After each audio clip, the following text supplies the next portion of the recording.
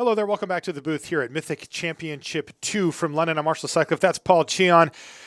We've been eagerly awaiting here this third and final round of booster draft here on day number 2. Now, we'll be switching over to Modern after this round is over for you Modern fans, but come on, just let us have this one last limited round. We've got round 11 lined up for you and in our feature match area. Well, I mentioned it before, but our second pod, not our first draft pod, but our second draft pod was comprised entirely of North American players, one Canadian, the rest from the USA, and this is the finals of that pod. This is Brian Braun-Duin versus Thien Nguyen, both from the United States, and both, well, it looks like they're ready to get underway here, so let's get to the battles. Yeah, and he is, Brian is 5-0 so far in the limited portion of the tournament, so very well prepared.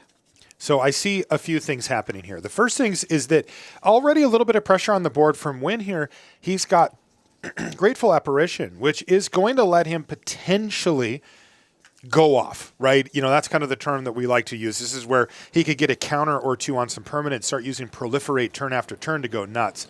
As it stands, though, that's not going to happen here because Brian Braun-Duin showing a lot of respect for the 1-1 flyer here. He's going to use Jaya's Greeting to knock it out of the sky. Now, I can tell you, Paul, there's some potential excitement coming up for Nguyen. He has Jace, Wielder of Mysteries, in his hand with the island.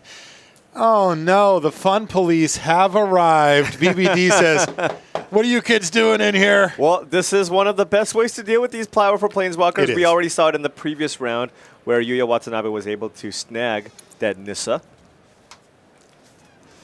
Now it's going to be Jace instead. Oh, look at that look for him. He's like, come on, man. I just wanted to draw some cards. Come on. It's a big deal, buddy. Straight up blue-white, Azorius as we call it here for Nguyen. With 9-1 for both of these players as well. Really impressive. And Nguyen with triple Grateful Apparition. So the only thing that he wants to do is find a way to put a +1/+1 counter on something? On something. Literally anything? A loyalty counter, a +1/+1 counter? Yes. Because look at what he's played next. He is absolutely set up to do this, really cool game plan where he can proliferate turn after turn after turn. He just needs something to do it. That's a flux channeler on the battlefield for him. And what does he have on turn 4 here? Well, not too bad. He's got Saheeli's Silver Wing, which will allow him to simply look at the top card of his opponent's library.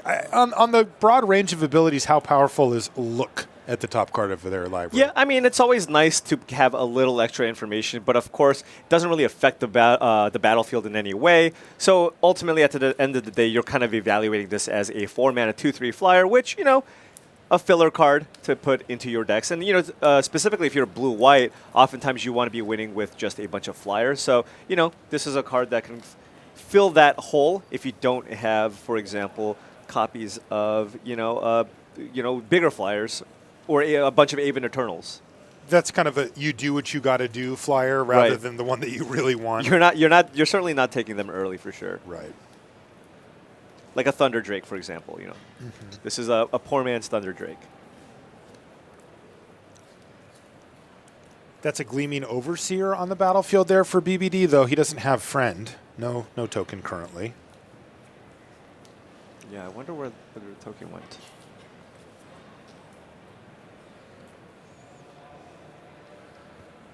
Looks like it traded off for the Flux Channeler. I see. Yeah, because he had a 1/1 amass right off of the off of his first spell of the game there, the Toll of the Invasion, and then he was able to grow it with the Gleaming Overseer. Correct. Sure. Yep. But he's back in business here. Lazotep Reaver is going to bring another army token to the battlefield. And Brian Braun-Duin on a nice Grixis control deck, blue-black base, splashing red for some powerful removal effects. It's going to get in for 1. The Gleaming Overseer gives Hexproof and Menace, so that thing's is free to attack through Saheeli's Silver Wing.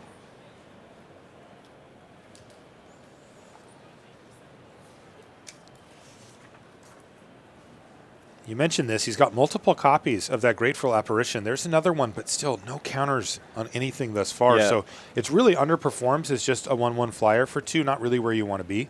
Yeah, I will say, I think the green-white color combination has just far more ways to kind of distribute +1/+1 counters. I think it's kind of a secondary thing to do if you're blue.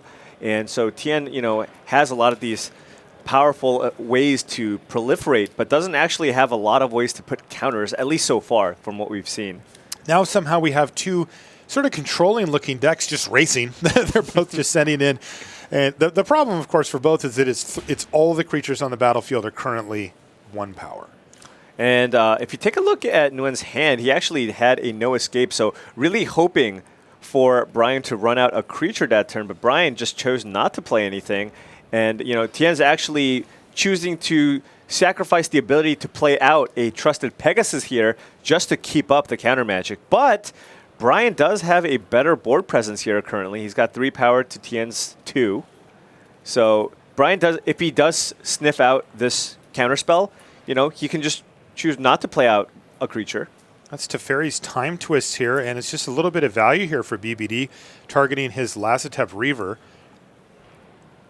The important part here being that does make the token into a 2/2, which, thanks to Menace, can but encourage a double block and take down both of the Grateful Apparitions, basically meaning that it won't get blocked now. Yeah, and if you think about it, I mean, that was basically 2 mana, put 2 +1/+1 counters on 2 creatures, or put a +1/+1 counter on 2 creatures. So now, this is a real clock. Thien's down to 9, and he's keeping up that no escape. Is BBD going to run something out into this? Yes, he is. It's Davriel, and that is going to get no escaped here quite cleanly. He would lose the no escape to it anyway at some point, so he may as well use it. Though the truth of the matter is, it's not helping Thien get out of the mess that he's in because he's behind on board, and that's really kind of the important part of the puzzle at this point. Absolutely. Thien really needs to find a way to get a counter placed on anything. Something, please. No, Trusted Pegasus is not it. The upside for Grateful Apparition is incredible,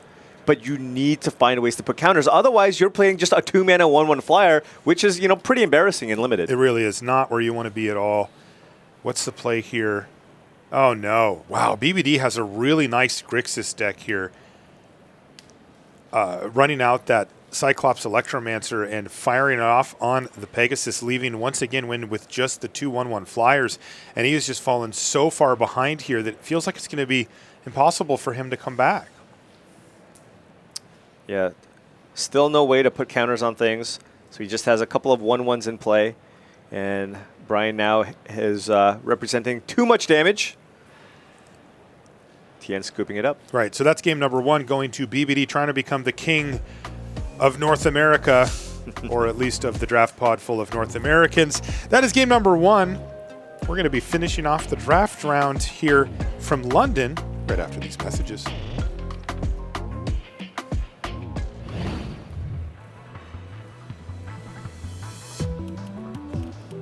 Hey everybody, we're cracking another pack of War of the Spark, and I'm interested to know what your pack 1, pick 1 is going to be from this pack. You liking the set so far? Yeah, it seems awesome. The great flavor, the culmination of a big story. It's really cool. On-Crop Invader, I think, is pretty good. I really like Black-Red Sacrifice. Spark Harvest is a great removal spell. The rest of the stuff not super interesting to me. Eternal Skylord's kind of busted. It's, nice 2-for-1. That's probably my front runner so far. Tybalt is really, really good. Wait, Tybalt is good? Yeah, this is the good. This is the good Tybalt. Like, you play this on turn 3, it's really hard to attack. You get 2 uses out of it, and then it leaves behind a Planeswalker that you can sacrifice in your Black-Red Sacrifice deck. But I think we have... Wow. Yeah, we have a little Zombie God here. This card seems really busted. 4 mana, 4/5 flying is just really good by itself, and then you also get the ability, and also it's unkillable, so that seems like pretty clearly the pick to me. So you said seems really busted. Have you not had a chance to play with or against this card yet? Well, I haven't had a chance to play with or against it, but I played against some of the other gods, and those ones have been incredibly busted. This seems like maybe the least busted ability in Limited, but 4 mana, 4/5 flying, you just can't go wrong. It's so good by itself. It doesn't have to do much else, and then yeah, just the unkillable text is also really great. So yeah, I would just slam Kefnet. So it seems like it goes in a blue-red spell deck. Does that exist in this limited format? Yeah, there's a lot of support for a blue-red spells archetype. There's the 5-mana 4/2 that kills a guy when it comes into play. The blue-red gold card amasses X, where X is the number of spells you have. So it fits really, really well there. And honestly, you should just play it in any deck, though. It doesn't matter what else you're doing.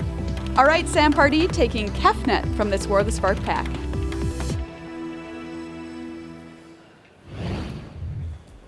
And welcome back to the feature match area here in London. Marshall Sutcliffe with Paul Cheon bringing you War of the Spark Limited. We're just winding down the draft portion here, though, before we transition over to Modern for the rest of the tournament. That's today and, of course, tomorrow, Sunday, top 8. Now, though, let's check in on Javier Dominguez versus Petr Sahurik as they line up what looks to be a pretty well built out board, at least at first glance here, Paul.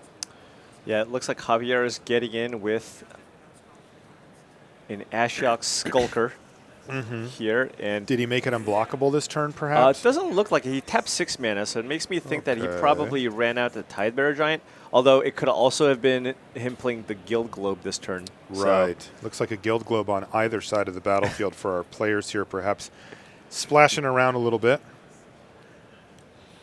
Yeah, I can see that that Javier is splashing for Sorin Vengeful Bloodlord.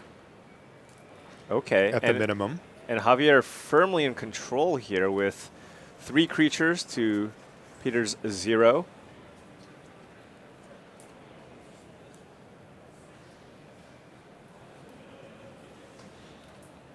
Javier also splashing for Widespread Brutality. Javier? Yes. Because Peter's also played one. Wait, maybe I looked at the wrong list. Okay. Hold on a sec. Double checking. Yeah, those were both actually Petr. So Petr has the Sorin and the Widespread Brutality. I see, yeah. Widespread Brutality, one of the better rares in the set. If you just have any token whatsoever, of course, it scales incredibly.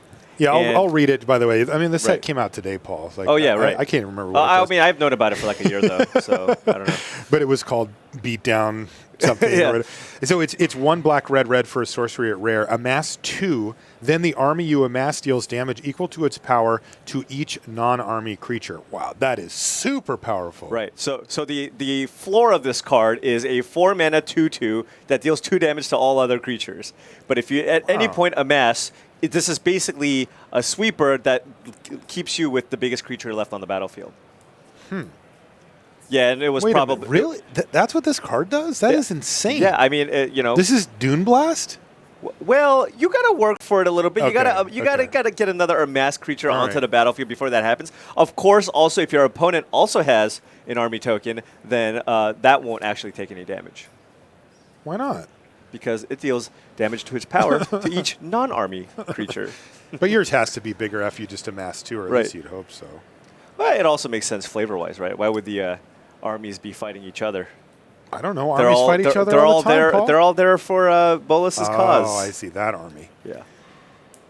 That kind of army. I understand. All right. Well, let's let this game kind of develop out. It looks like a kind of a rebuild here for Javier Dominguez. And also looks like a pretty good position for him to be in as well. As they fight it out, the 2 Haruruya players. One of them playing for sword, one of them playing for axe. So do you think they sat down and said, "And my sword"? I would have thought And sword my and shield axe. was the thing, but I think they wanted to just go for just more weapons. Yes. Which team would you be on? I think I'm team sword. Whip? Oh. You can pick. I could just pick a thing. Yeah. Hammer? I don't know. Hammer. I like that. Hammer's pretty good. Haruruya Hammer sounds cool, too. Ooh, and What's happening there? Bottom. Yeah. There we go. that is a whiff on Augur of Bolus, which is expected most of the time. I think Yeah. Augur of Bolus, you need a large number of instants or sorceries. Of course, it doesn't count planeswalkers.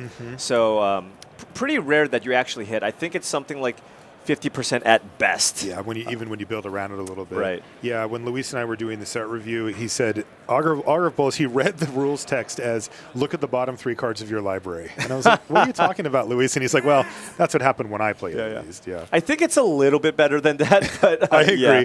So Gleaming Overseer goes on the stack, but No Escape says, no, sir. Wow, he is playing super fast. Super quickly. And there it is. Jace, Wielder of Mysteries, target myself. Draw some cards and even get in there. No fear here from Thien Nguyen. As he's down a game, needs to get 2 games in order to stay with just 1 loss on the record against the very tough Brian Braun-Duin on the other side of the battlefield. Oh, look at this sideboard card. Oh, no. Remove 5 loyalty. And that is going to send Jace, Wielder of Mysteries, in the bin. Yeah, so Price of Betrayal being sideboarded in from Brian Braun-Duin. Seeing, of course, that Jace in game number 1 bringing this in. And, you know, it is important to have cards like this available, especially in this format where, you know, games can sometimes be dominated by the presence of Planeswalkers. So, you know, for the first time, we're seeing cards like Spark Harvest, for example, which is a common that is a way to deal with Planeswalkers, along with cards like Vraska's Finisher. This is, kind of like Vampire Hexmage, the sorcery, but it only removes 5 counters. Yeah. So. Which is usually all of them, Right. but not quite. All right, so a little bit of a flurry here at the end as well. Players playing very quickly. Thien Nguyen played 2 creatures, Law Rune Enforcer and a Grateful Apparition, but his Apparition died to Jaya's Greeting. Jaya says, hello. And now BBD is going to cast... boy, this is happening so quickly. Relentless Advance hits the battlefield. Before he can even blink, though, it gets returned to his hand, which means exiled in this case by Callous Dismissal, as Thien Nguyen continues to apply pressure on the board. Okay, hey, that's the first +1/+1 sighting here for Thien. Yeah, that's right. Good point. And it makes BBD look very smart for taking out that Apparition earlier rather than the La Rune Enforcer. Yeah, and Callous Dismissal, just one of the best possible ways to deal with opposing army creature tokens.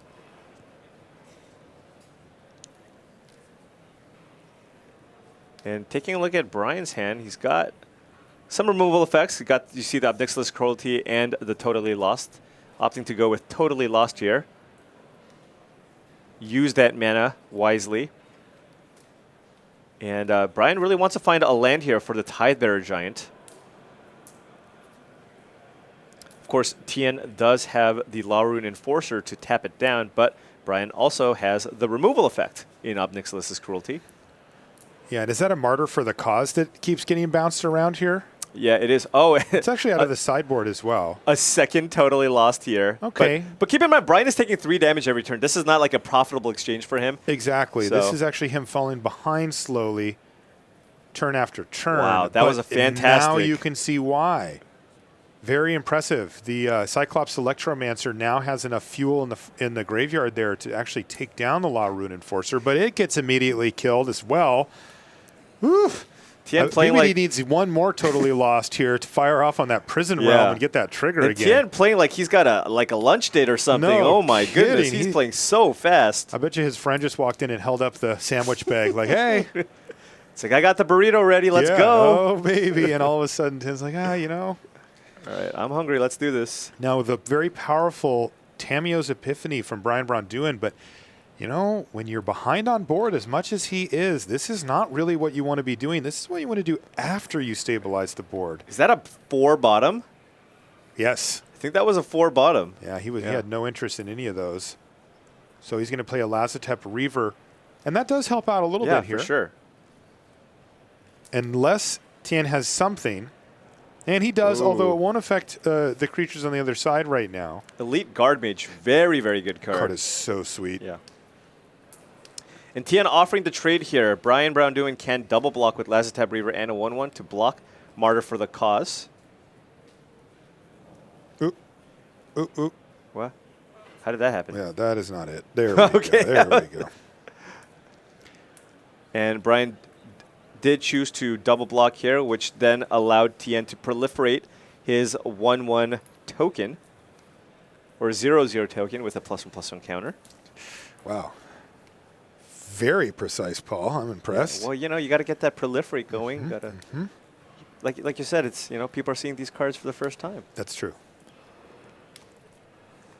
Tidebearer Giant. This card has done good work. This one's moved up my rankings a little bit as far as the commons go. Yeah, it's easy to ignore kind of replaceable 6-mana commons, but I got to say this card's been quite strong. Yeah, absolutely. However, Brian does need to find an answer. Yeah, he is way behind here. Thien Down has to 3 life. Does lethal he find flyers. something? It looks like a gold card off the top of the library there for Brian, although he's still digging, so maybe nothing that would really save him here. So he does still have the Obnixilus's Cruelty, Okay. which you will probably use on the... Well, you kind of want to use it on the Apparition because it's getting you value every single turn, but at the same time, the Guard Mage is the one that's, you're at 3 life. It's the one that's putting on the clock. Yeah, so it was another Overseer, but does that really solve the problem? Thien at a beautiful 23 life, no real risk of his life total going down, so BBD does not have that angle of attack where he can say, well, maybe I can turn this into a race. He needs to kill both of these flyers over the course of the next few turns, and one has to die or he's dead. Yeah, definitely. So this is upkeep, kill the bigger one, and like you said, it's kind of awkward for him because he really did want to kill the Apparition if possible, but this does buy him time. This actually buys him an extra turn in the case that he can't find it. But then he may just end up losing to the army token on the ground at some point. But hey, he's got to take that risk. So let's see what he can find off the top of the library here. Oof. An island. That ain't it. He does have one more turn. He is at 2. That Grateful Apparition, that's a 2-turn clock. And I don't know if Brian has enough offense here to be able to try to race because Thien still does, of course, have that 4/4 army token in play. Yeah, I mean, and the problem, of course, for BBD is that not only can he not really race, he can't take a hit from either creature on the ground. So he doesn't want to leave himself open really in any way. And as the board sits, he only has 3 creatures. He does have a Teferi's Time Twist in hand, which he could use to target the Tidebearer Giant. He's going to die anyway, so maybe he just wants to find the removal spell this turn. Because it's instead of just waiting for the draw step? Yeah. Yeah, sure. So yeah, he is looking at this. Oh, you can target any permanent. Okay. Any non-land permanent. So he can do this and not actually take damage. Yeah, exile target. Teferi's Time Twist says exile target permanent you control, as you can see on the screen. Return it to the battlefield. If it enters the battlefield as a creature, it gets the counter. You actually can hit lands with it. Wow, all right. Here we go. So this is tick you down to 1. Make my army a 5/5. One at a time. But honestly, if BBD finds an answer for the Apparition... Yeah, what was that? It was a spell. It was a blue spell. It was a blue spell. So that's a little too new. Here's Clearing- Davriel. Clearing the way here, Davriel. Is it even Eternal? No. I don't think so. You would have played that. No. Oh, and nothing. He's just going to have to scoop him up. So that is game number 2 going to Thien Nguyen as he looks to even things up and maybe even win the match with one more. Again, this was the battle for North America here in our pod number 2. And Thien Nguyen says, I would like to claim that as well as a 3-0, as well as that only 1 loss going into the modern portion of the tournament. Boy, that's got to feel good. But he still has another game to do it, and he's got a tough opponent as well. Let's take a look back on the one that we were checking in on before. This is Javier Dominguez versus Peter Suhurik on the side table. Are they still in that one game? And I think Javier, Javier did win it. Javier Okay. pulled out the first one. And now we are into game number 2. So a pair of Turd Ogres. A Chain Whip Cyclops. Yes, just sort of a lot of generic beef. Right. Yeah, on Javier's side, of course, the Tidebearer Giant. And Once again, doing insanely good work here, right? Yeah. Holding back the entire board. Right. Oftentimes... I really like it now. Right, but oftentimes this is what happens when you get a few more drafts under your belt, where you really start seeing how important the sizings of creatures are in the format. And specifically, especially with the power 4 greater mechanic, there's a lot of creatures with 4 power. What that means is 5 toughness is where it's at. So even cards like Ashok Skulker, which you wouldn't necessarily have super high, gets a little bit better because it does have the ability to block a lot of these creatures. We saw in previous matches with Olivia Royal where, there was a Raging Crunch in play, but Ashok Skulker was like, nope. So if it's early in the morning, like where we live in the United States, and you're planning on going to a pre-release today, keep that in mind. 5 toughness seems to be a very important inflection point to stabilizing these boards. Yeah, I mean, that was even the case with Guilds of Ravnica Limited, where Dowser of Lights kind of overperformed because so much of the removal dealt 4 damage. Yeah, this is and I like the Tidebearer Giant. I'd pay an extra mana for a card. Oh, yeah. Globe back on the battlefield here for Javier. But since we've come in here, no attacks. Nobody's able to attack. We've kind of hit a stall out. This is a beautiful position for either player to deploy a Planeswalker if they have it available, since the attacks don't look very good. Yeah, you might be thinking, well, Javier's got that Aven Eternal in play. Why can't he attack? Well, Turd Ogre has reach. So no good attacks from either side here. At some point, maybe Petter will feel like he's got enough mana and has played out all the threats where, you know, maybe he can force something through, but I don't think he's close to that position yet. So Javier's going to use the Spellkeeper Weird. What did he get back there? Couldn't quite see it. I think Toll of the Invasion? Toll of the Invasion. I think that's what he got Yeah, back. it looks like it because he's casting it now. Oh, there was actually a Planeswalker in hand. That was Sorin for Petter Sahurik, but it looks like he has failed to find his white mana. So it had languished in his hand, and now Javier's going to take it away, which guarantees a Plains off the top of the library? No, it didn't look like it. I always feel like that. Yeah. Yeah, kind of a stalemate here. It'll really come down to, you know, who draws the higher impact spell, who draws the removal spell. If Petter can get that giant off the battlefield, maybe he can make something happen, because once he finds the removal spell, get the giant off the battlefield, then he can make it so the Skulker can't block, then he actually has reasonable attacks.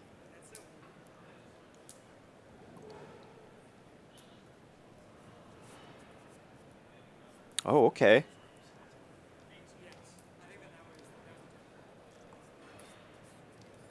Petter can try to get himself into a situation where he can amass, get that army token bigger.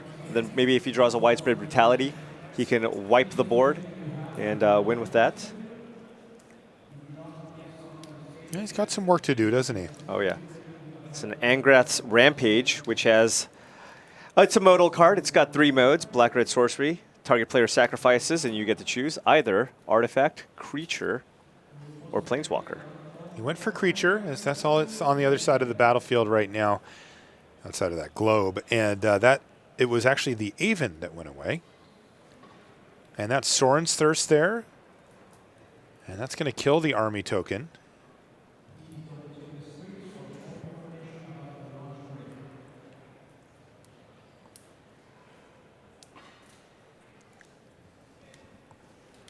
All right, looks like our main table's back and ready to go. Why don't we head back up to Brian Braun-Duin versus Thien Nguyen to see who's going to win that one. And once again, we'll keep you updated back on our other tables. Yeah, that one looks like a matchup of 2 kind of slower controlling decks. Would not be surprised if they're still playing.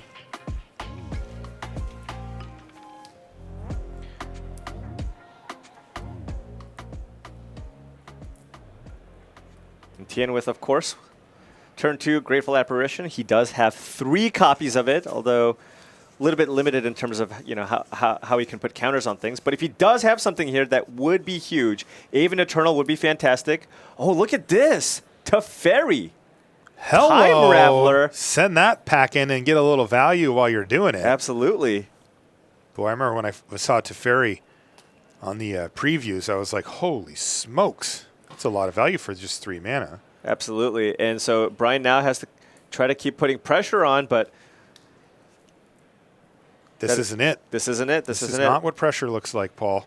Of course, Teferi doesn't really, you know, won't really be doing a whole lot until you can get that -3 going again. But Brian does have to be mindful of the static. I know every single Planeswalker in this set has a static, so it's very easy to sometimes forget. You know, a lot of times the static feels kind of trinkety, and you're like, oh yeah, whatever, this is not going to come up. And then, you know, there's a Tybalt in play, and your opponent tries to gain some life, and you're like, oh right, I can't gain life. Or in this case, it's, oh right, I cannot play instants on your turn. Looks like a pretty tough scry and draw to here from Tamiyo's Epiphany for Brian Braun-Duin. 1 on the bottom? 1 on the bottom. Okay, so he likes these 3 cards. He's going to get 2 of them now. That's good news for BBD, though he is a bit behind given the Planeswalker on the battlefield. And the combination of apparition as well. Great, yeah, Teferi plussing. And now keep in mind, Thien can play. He did plus, so Thien can play a sorcery at instant speed here if he wants. Let's take a look at his hand and see if there's anything worth playing. Callistus Missile. Wow, that is great. That's a sweet one at instant speed. That's really good. He also has a no escape here, just trying to prevent, because Brian is really incentivized here to play more creatures to get that Teferi off the battlefield. That's a fine target for a no escape.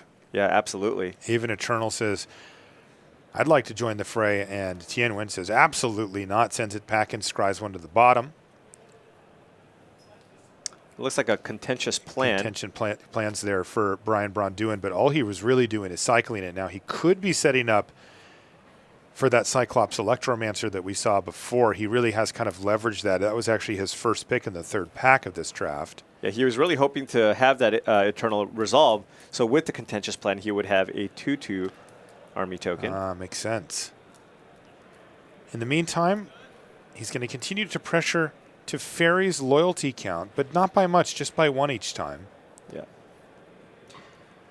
And this is sometimes the issue if you do try to draft a full-on control deck in this format. Sometimes you're just going to lose to Planeswalkers. There are some ways to remove Planeswalkers, but it is still very difficult. And they can just take over the game. So you need to put pressure on the battlefield. That is the best way to pressure Planeswalkers. Kind of weird here, Paul. So that was Flux Channeler from Brian Braun-Duin, which he does not have in his main deck. I'm super surprised to see that. He has brought it in out of the board, but thankfully for Thien Nguyen, he had the answer for it with a second copy of No Escape. Right. And he's kind of just been treading water here, though. He has started to fall a little bit behind on board now. Yeah, but he does have basically just a handful of removal at this point. Okay. Taking a look at his hand here. I mean, his hand is great. Yeah, instant speed Wanderer Strike, instant speed Callistus Missile. Right. I guess I should say instant speed Divine Arrow, though. It's not that special. We could see both here as well. So here it is, Callistus Missile. Again, an instant speed to bounce the opposing army token. I think that is probably the army token's worst enemy in the format at common. Yeah, absolutely. And Brian, if he had a removal effect, he would have already used it on the Grateful Apparition. And there it is. He found the Cyclops Electromancer to kill the apparition. So even though Thien Nguyen has had a nice little draw here, he's been using this Teferi, he still has yet to be able to really capitalize on it and take control of this board. Yeah, and that was big. Now Thien looked like he was able to kind of turn it around, put additional pressure with that apparition, with the Teferi and the token. But now without the apparition, I mean, he just had a handful of removal spells in his hand. He's going to use one right now. It's Prison Realm. But remember, we did see earlier in one of the prior games, BBD has multiple copies of Totally Lost, and that can be pretty ugly with those enter the battlefield effects and having a creature hidden underneath it. Let's look at his hand. Double trouble, 2 Totally Lost there for Brian. Now, in this turn, he's just going to take it easy, though, and go for my new favorite card, apparently, the Tithe Bearer Giant. Yeah, and Tien's probably going to have to fire off that Wanderer Strike on it, proliferate onto Teferi. Just continue to... I mean, Teferi has gained Thien a bunch of life. Yeah. Yeah. And he may cash it in eventually for another card. Remember, it replaced itself when it came down. And I have to say, I like that Thien has maneuvered the board state. So just as a snapshot here, he's got a Planeswalker on 5 loyalty, and BBD is sitting there with 1 power. Right. So you got to like that. Yeah, but BBD is up significantly in cards as he was able to resolve Tamiyo's Epiphany, along with also playing out that Tithe Bearer Giant. And then now... Jace's Triumph as well. Jace's Triumph. Oh, he doesn't have the Jace. No. Totally fine as a divination, of course. Yeah, he may play Jace's Triumph with his opponent having one, which is not great either. But so can Brian find some more threats here? That looks like a Toll of the Invasion. Toll of the Invasion here for BBD. And you saw Thien when he just threw his hand on the battlefield. It's actually pretty good, though. He has the Divine Arrow plus the Griffin Enforcer, and then the Guard Mage as well. So, yeah, Elite Guard Mage seems to be the pick here, though Enforcer Griffin also potentially as as a bigger body on the battlefield, but it's hard not to take Elite Guard Mage here. Yeah. I mean, this is kind of a matchup of attrition. I mean, Brian is playing a Grixis full-on control deck, so you don't want to have you don't want to give your opponent the ability to just, draw extra cards. Well, right now BBD knows every card in Thien Nguyen's deck because he just played the one that he ripped off the top of the library, another Grateful Apparition. And once again, he's kind of assembled this kind of annoying combo. The truth, though, is that BBD could get rid of it if he really needed to by using Totally Lost on the Prison Realm. It's not a great loop for BBD to do so either, though, so he may be reticent to make that play. Yeah. However, if he did want to use a Totally Lost, remember, he does have to do it on his turn, as Teferi Time Raveler's static ability means you cannot play instants on your opponent's turn. Yeah, and only when you could cast a sorcery, so he has to do it during his main phase if he wants to make that play. And I don't even know if he does. Again, Thien would get to draw it again, would get to play it again, would get to scry again. It's not the worst for Thien either, but BBD getting a removal spell out of it each time is not bad at all. Gleaming Overseer, just fantastic here because the Divine Arrow doesn't have a good target because the token has hexproof, wow. And Menace. That is really annoying if you're sitting in Thien Nguyen's seat. And the fact that BBD knows about the Divine Arrow means that he never really needs to expose that Overseer either if he chooses not to. Now I think BBD deciding whether or not he wants to use Totally Lost He's here. Looking at it. He's going to do it. Is it on the Prison Realm? Oh, yeah. Oh. Put that back on top of your library, and let's get rid of that Apparition. Give me that Fortune. Kind of force you to recast the Prison Realm as well. And I think BBD has turned us around.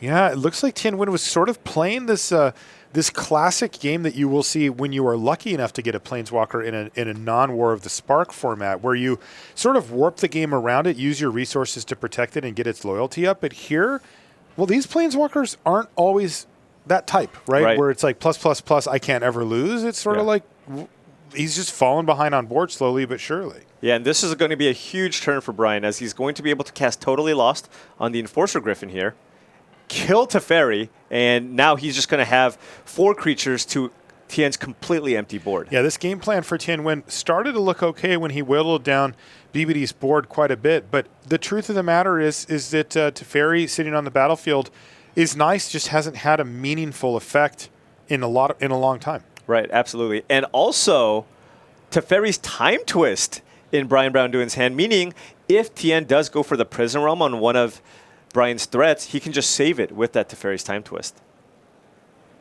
Wow, that is impressive. Ooh, what is he doing here? Looks like because Teferi means that any type of nonsense is moot here, right? Right. Like this block just happens.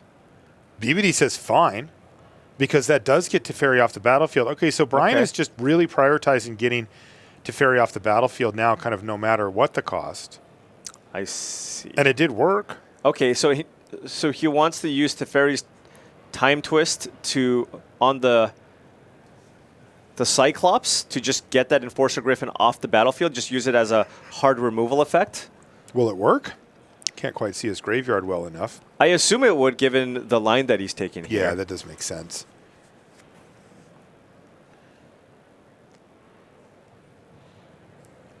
Do the twist. Do the twist, but keep in mind, Thien does have Prison Realm plus Divine Arrow in hand.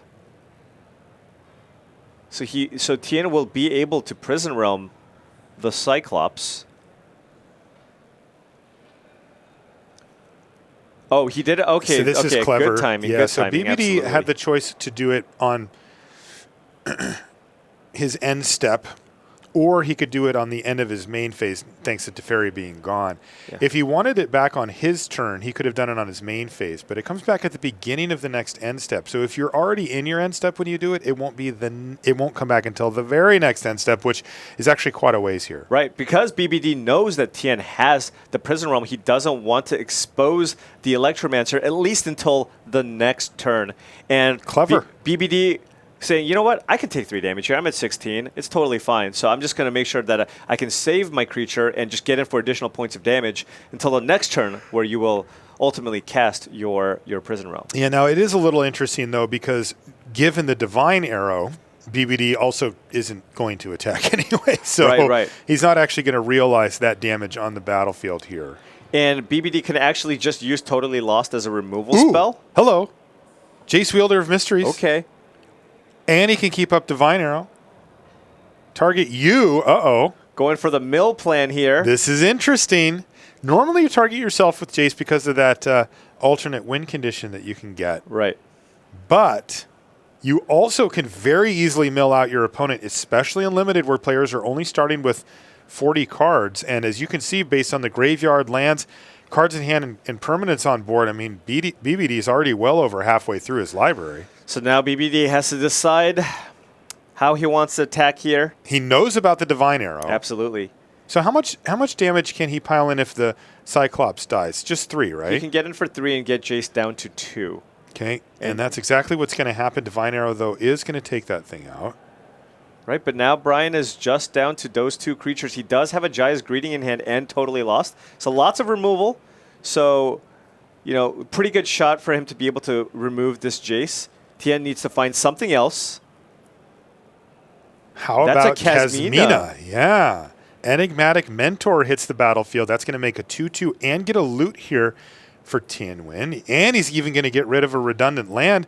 Play one. What else does he have? Wow, a Flux Channeler too. So he is well and truly going off. Yeah, but keep in mind, Brian does have 2 removal spells. And sure, Kasmina makes things cost 2 more mana to target. But Brian has all the lands in the world here. So he can, if he really wanted to, use both of his removal spells. He needs to pay, right? For. Okay, there we go. He needs to use all of his removal spells to be able to kill that Jace next turn.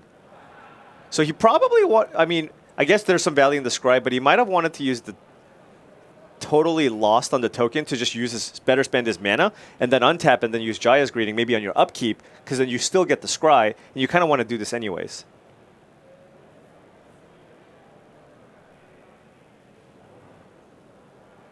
So this will be 7 mana.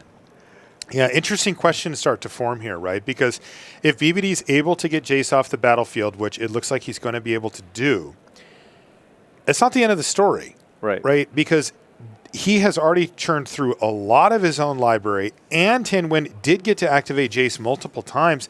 That library probably is just north of 10 cards. There's not a whole lot there, and he needs to mount enough of an offense that he can still win this game. Right? I mean, he's got to get Thien Nguyen from 18 to 0 before his library runs out, and he is losing a lot of his board here. Look at this. Thien Nguyen now uses that Prison Realm to take down the Overseer and leave the token as just a normal 2/2, none of this hexproof Prison Realm menace. costs mana. Got to tap for that, of course. Yeah, Thien Nguyen does play very quickly. But now Brian needs to... Now we're kind of... He needs offense. He just counted his library. Tien's actually ahead at this point because Thien not only has... He can actually filter through a bunch of additional lands, you know. I'm really curious to see how many cards Thien Nguyen has in his library, too.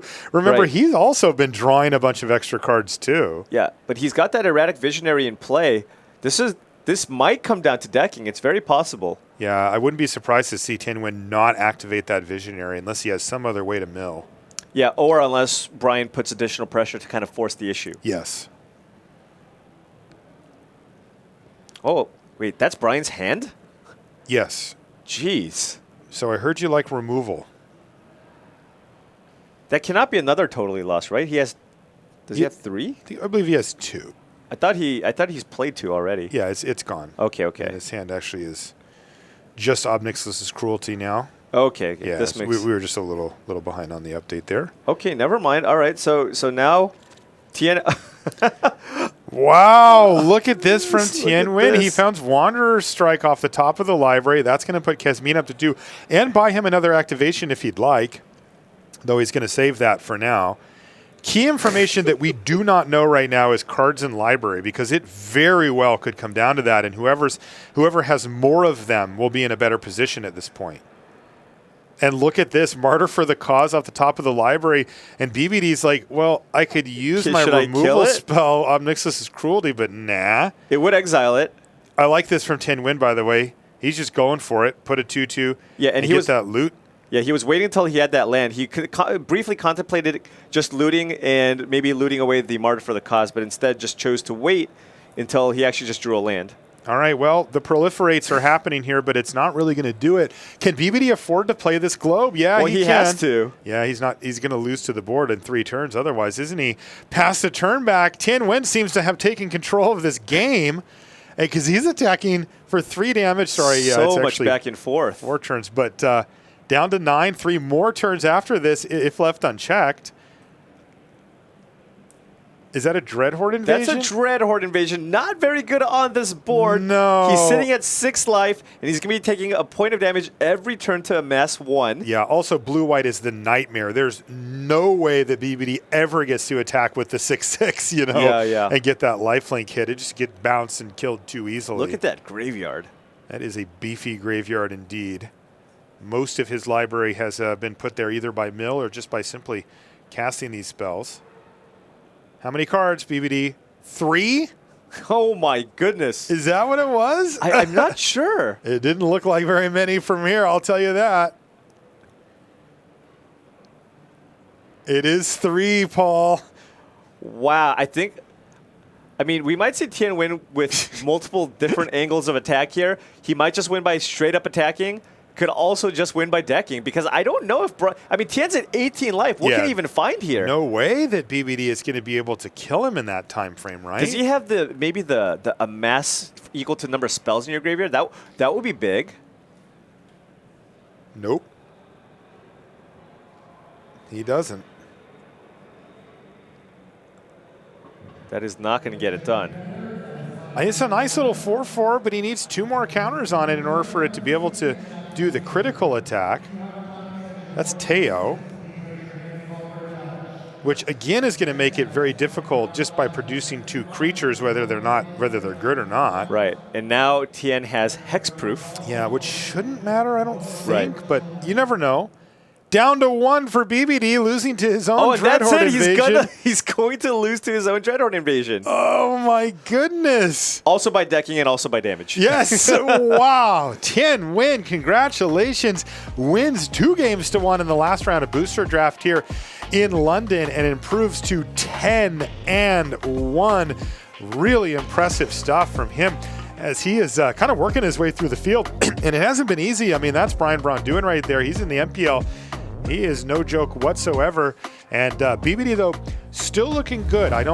We have to be careful about getting too excited on one side or the other because at 9-2, that is a totally fine record. And he is now gets to transition into much more his specialty into the modern rounds. Yeah, absolutely. And that game was just so back and forth. I mean, Thien for the longest time was kind of on this apparition plan, but he was only getting in for 1 a turn. Teferi wasn't really doing a whole lot. No. And BBD eventually was able to play a ton of removal spells, but I think Thien was able to just string together removal spells and threats over and over again to kind of claw back into the game. And of course, Planeswalkers playing a huge role there with Jace, getting him some of the card advantage that he lost over time. Yeah, and really smart, by the way, by Thien to target his opponent rather than trying to go for the plan that wasn't really going to work for him, which is that alternate win condition. All right, well, we've got Tim Willoughby down on the floor right now.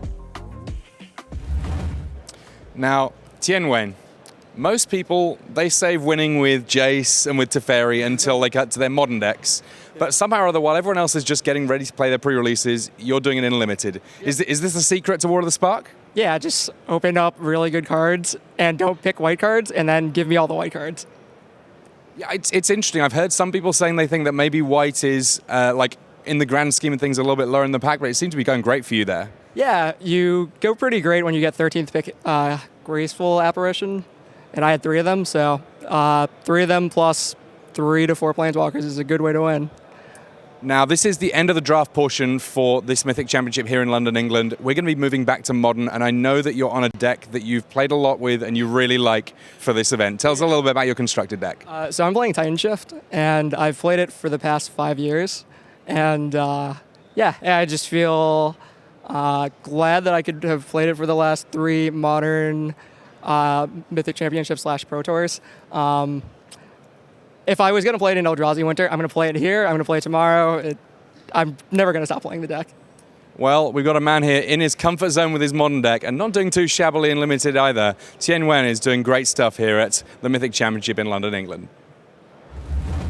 Thank you, Tim. Great stuff from the floor, as always, from Tim Willoughby. Got a little bit of time here for some time walk magic for you. We've got Alexander Hayne and Matt Sperling down. Now, these players are 8-2 coming in, so this is actually a really important one, because if you can come out of this round with only 2 losses on your record, you have some pretty significant wiggle room. I mean, you can take a full loss and still be well inside of top 8. If you take a loss here, another loss in modern portion, is going to put you up against the ropes and probably out of top 8 contention. Yeah, especially with the number of players represented here. We have over 500 players, and in situations like that, the 4th loss, probably out. Probably out. That's right. All right, so let's get underway here in game number 2. This was recorded earlier, but it is from this round, and we do not know what happened here. It looks like Alex Hayne won the first game. Mm-hmm. He did indeed, and this is Vampire Opportunist just unabashedly attacking into the 1-3 here. The Burning Prophet while the shields are down, though. Matt taking advantage and chipping in for a couple of damage, though. It looks like he's on 3 swamps, no spells at the moment. Yeah, I think that's actually a Duskmantle Operative, because that looks like it's the 2/2, right? Oh, you are right. They look kind of similar, actually. They have like different perspectives. Great eye there. So that one, similarly kind of bluffing his way in there. Although Matt Sperling does have at least a removal spell here with Obnix's Cruelty to keep the double Prophet off the battlefield. Yeah, it feels a little bad spending Obnix's Cruelty on the Burning Prophet, but do what you got to do. Yeah, he didn't want to leave that mana fallow. Plus, wants to keep getting in with the Duskmantle Operative. Yeah, he must also have plenty of things to do this game. I see that he has Vraska in his hand right now, and that could be on his short list of things to do on turn 4 here. Absolutely. Seems good. Yeah, there are some concerns. Some of the things that Matt's thinking about here is, well, if I Vraska and make a token, if my opponent uses a removal spell to kill my token, then my Burning Prophet is a 2/3, and then the 2/3 can then attack into the Vraska. And then if that happens, well, then you're either chump blocking or you're going to get your Vraska to 1, which doesn't do a whole lot. Well, there she is. Vraska Swarm's Eminence hits the battlefield and brings a friend. That's a 1/1 black assassin creature token with Death Touch. It also has another ability on it. You can see on the right-hand side. Whenever it deals damage to a creature, a Planeswalker gets a +1/+1 counter. Yeah. So works very, very well with the Death Touch creatures, but also means that any other Death Touch creatures that you might have also get that nice little bonus. Yeah, and the token itself, by the way, inherently has an additional ability as well. Whenever it deals damage to a Planeswalker, destroy that Planeswalker. Now, that happens regardless of if Vraska's on the battlefield or not. The +1/+1 counter thing is a static ability, though, from Vraska, so she'll need to be there in order for that to happen. Oh, and look at this. Alexander Hayne putting a lot of additional pressure here. A little bit in desperation mode, perhaps. He has to throw away a creature just to try to get loyalty off of Vraska Swarm's Eminence. He did pump up that Dreadhorde Butcher, however, which is now a 2-mana 2/2. Mm-hmm. And continues to grow every time it connects. That's right. And now Matt Sperling, if he does want to make a token, he will lose Vraska, but seems like he got his value there, right? Yep. 2/1/1 Death Touch creatures. And that was kind of what Alexander Hayne got out of the deal, right? He got in, got the counter, and then also made it so that if Matt wanted to use Vraska, it was going to cost him the Planeswalker here. So just a 1/1 Death Toucher, but again with that static ability that it can kill Planeswalkers. And now, Dreadhorde Invasion once again on the battlefield here, this time for Matt Sperling. And I think Alex was happy with that exchange, losing that Burning Prophet, because he did follow that up with an Eternal Taskmaster, which does give him the ability to pay mana to return creatures from graveyard to hand. Eternal Taskmaster, when it attacks, you can spend 2 in a black, and you can return a creature from graveyard to your hand.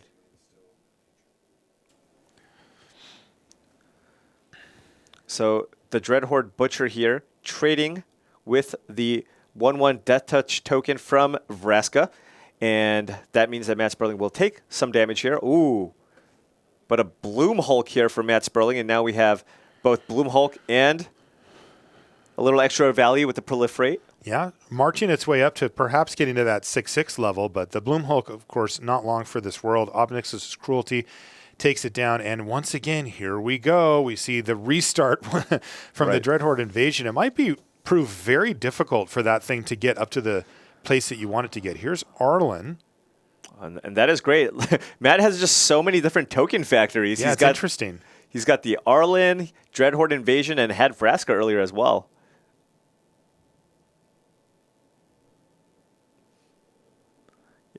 Yeah, things getting very rough.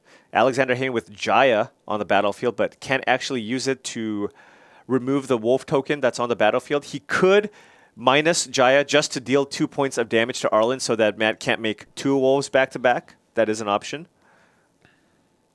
Yeah, that would mean instead of getting to make 3, Arlen would only get to make 2. But boy, that's a tough pill to swallow, isn't it?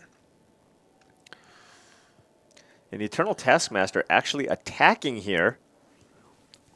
And that is a 2-3, but Matt Sperling does have a 3-3 wolf token on the battlefield. I wonder if he's going to just go ahead and put the creature there and force Alex Hayne to have something.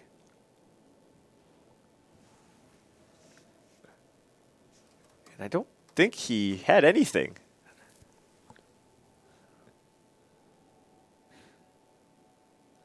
Dreadhorde Butcher hits the battlefield once again. Oh, okay. Oh, okay. He's going to kill a planeswalker as well as a wolf.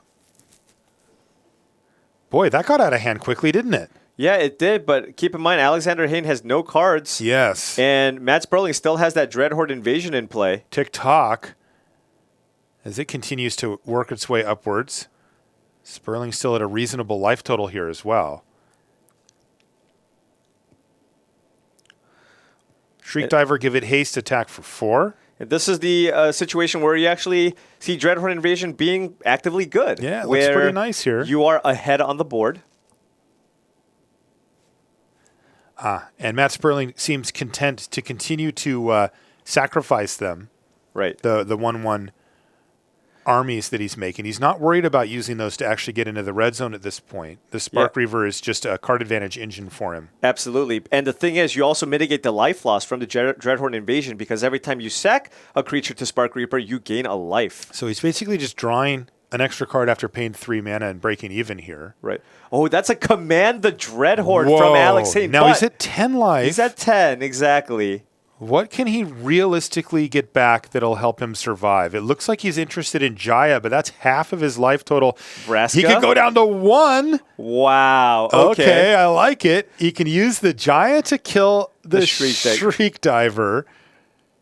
And then he can make a Death Touch token, so now he can block the 2 creatures that are on the battlefield. So if Matt Sperling has anything, he's like, oh, I have this card. Yeah, I can't quite see what it is, but it looks like a Spark Harvest. It's a Spark Harvest. Yeah. Okay, so he says, I've got you, says Matt Sperling, flashes in the removal spell and forces game number 3.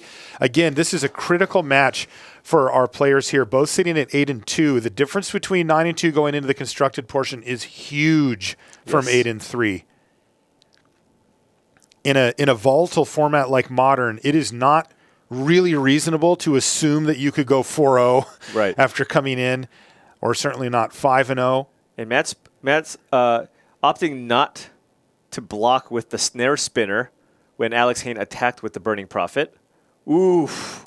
Boy, this is brutal. Max punishment here. Ob Nixilis' cruelty sends that spider scurrying into the corner of the kitchen, and bang, in comes the big hitters here with their bonus. That's 4 damage to Matt Sperling on an empty board. Yeah, Ob Nixilis' cruelty was not only a 2-for-1, it also got in for 2 additional points of damage and gave Alex Hayne 2 scries. Ooh, I got shivers when you said it, Paul. So there is... Oh, and look at this. Wow. Burning Prophet really going off here. Chandra's Pyrohelix dealing with the Death Touch token. So now Alex Hayne can attack Matt Sperling for 2 and finish off Vraska. And more threats onto the battlefield. Tybalt's Rager, it looks like. Yeah, that is exactly what that is, Paul. So a really nice showing here from Alexander Hayne. And Matt Sperling once again in that position where, wow, he just did the same sequence again. Snare Spinner plus 2+1/+1 counters. Get in with everything? At this. Alex says in. I mean, Sperling is not in a position to play around anything at this point. No, he's really he has not. to just let this happen. And it looks like Alex Hayne is going to be content. This is 3 scries. Yes, it is. 3 scry ones, but he wasted them because he kept it on top. Oh, yeah. Which is, of course, good news for him. It is not great for him as far as exchanges go. Alex did get 2 for 1 there, but what do you think this? I mean, this has got to be a really strong card, like a removal spell, Command the maybe? Dreadhorde, maybe. Yeah, that would be Something great like here that? too. Absolutely. But he's attacking first. So Matt's going to block, but this is just a bounce block here, and that's going to let the Rager get in for 3. Oh, and look okay. at that. Vraska's finisher to finish off the snare spinner. Is there any way out for Matt Spurley? No, there's not. He lays his cards on the table and takes loss number 3, and that is Alexander Hayne doing very good work here, picking up the 2-1 in this draft, and again, critically putting him in that position with only 2 losses to, just have a decent day at Modern. Just, let me win a couple of die rolls, and he could find himself in a top 8 here. Right, Alex Hayne not embarrassing himself in the field of Americans that was sitting at his table, finishing with a very respectable 2-1 record. That's right. In table number 2. For Canada, he did it. Okay, we've got a short commercial break. When we come back, though, you know what time it is. It's Modern o'clock here in London. We'll be transitioning over to the constructed portion. We'll see you in just a little bit.